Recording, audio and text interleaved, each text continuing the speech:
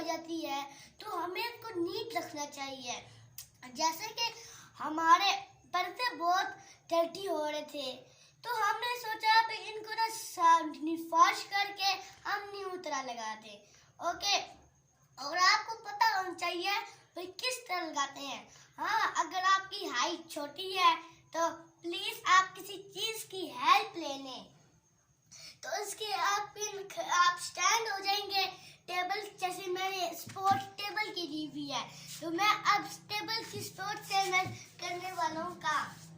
जैसे कि आप लोगों को पता नहीं है भाई हमने कैसे लगाना है कैसे नहीं लगाना। सबसे पहले ये देखिए मैंने यहाँ से लगा लिया पूरा, यहाँ से यूं करके लगा लिया मैंने।